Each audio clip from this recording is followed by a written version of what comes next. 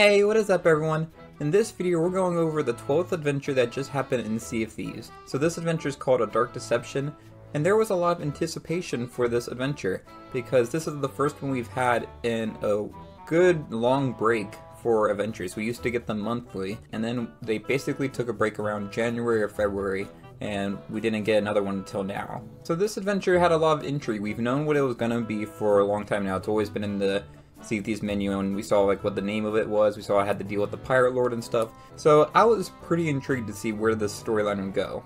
So this adventure is definitely one of the better ones that we've had in the game, but the sad part to me is that it could have just been so much better with just a few small changes. So this adventure starts off with us going to meet the pirate lord over on an uncharted island, and he basically gives us a task list. And when I first heard of the task list that we were going to be doing, I was like, oh geez, this is going to be another one where we're just sailing all to different random places doing like fetch quest type stuff.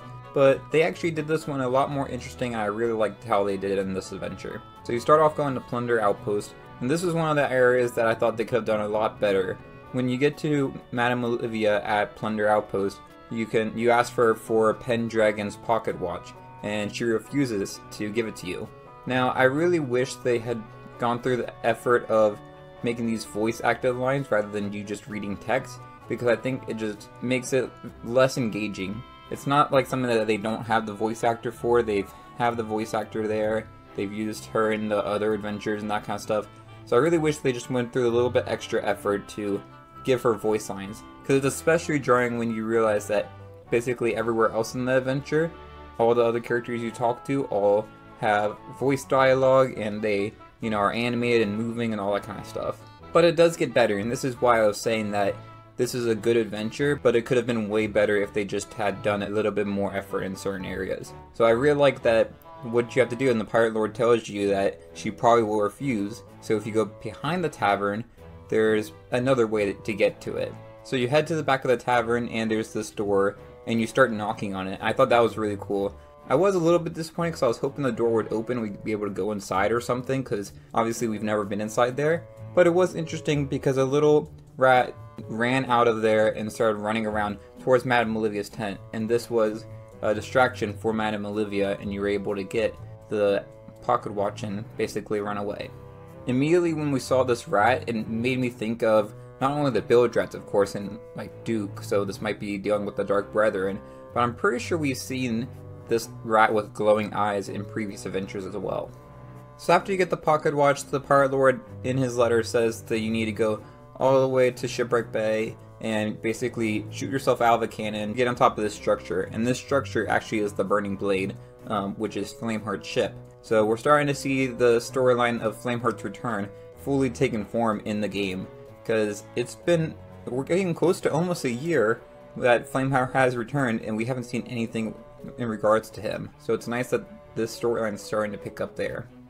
I unfortunately had to do some tricky maneuvers because they had the ghost ships going on at Shipwreck Bay when I was trying to do this adventure. So I basically had to just go and shoot myself onto the island and figure out another way to get onto this platform. I ended up just going to the very top peak of the island and then just sword lunging over, and that seemed to work well for me. But that was really cool. One of the things I thought was a really nice touch with this is that when you claim the thing out of the Burning Blade, you see a flash of Flameheart just appear across your entire screen. I thought that was a really nice touch, and I was not expecting it. It was almost like a jump scare. Once you get the pieces from the Burning Blade and you have the pocket watch, you head over to Madame Olive, I believe, over at Sanctuary Outpost, and she constructs this compass basically that will let you find whatever the pirate lord has sent you to go do.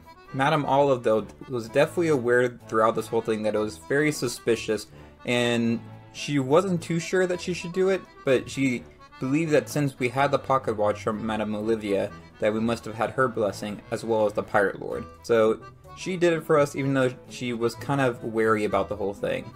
So you get this compass, and then this compass takes you to Port Merrick, which used to be Golden Sands Outpost. And there it guides you to find that rat inside the tavern there, and that rat has you follow it all the way down to the underneath the tavern.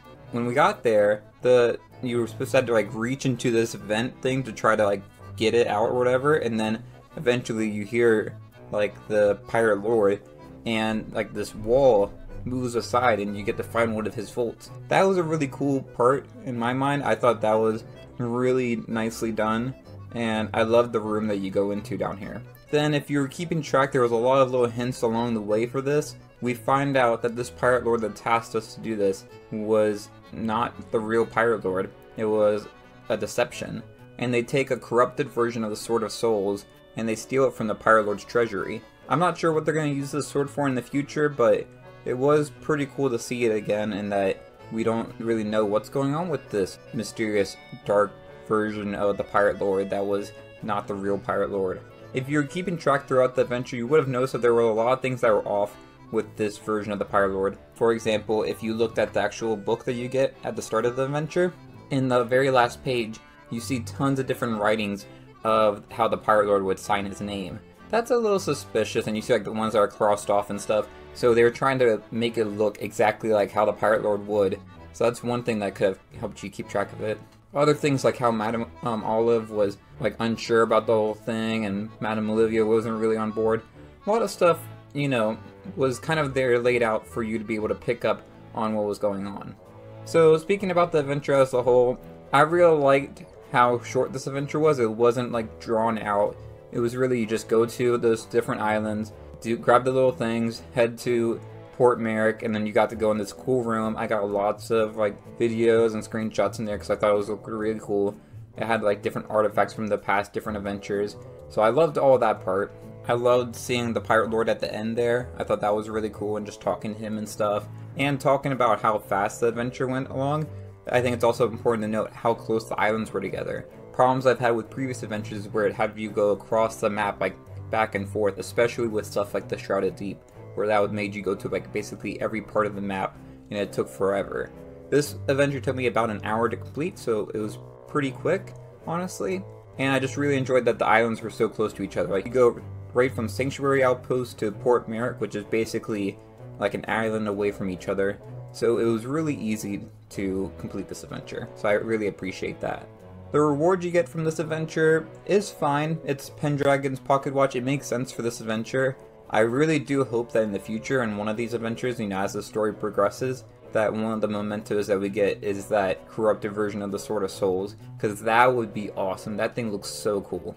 In general, I enjoyed this adventure. It's definitely not my in my top 3, but I thought it was pretty good. I wish they did some more stuff with like, say, like the voice acting and stuff for like Madame Olivia, just to kind of make it more of a cinematic adventure rather than kind of get there and it's a little bit disappointing because you have to like just do all the text box chats or whatever. But for the most part, I thought it was very creative what they did with, you know, knocking on the door and following the little rat around and all that kind of stuff. I'm hoping that we see more creative things like that in future adventures. That covers all my thoughts on this adventure. If you enjoyed this video, it'd be great to like and subscribe, and let me know in the comments below what you thought of this adventure. Did you like it?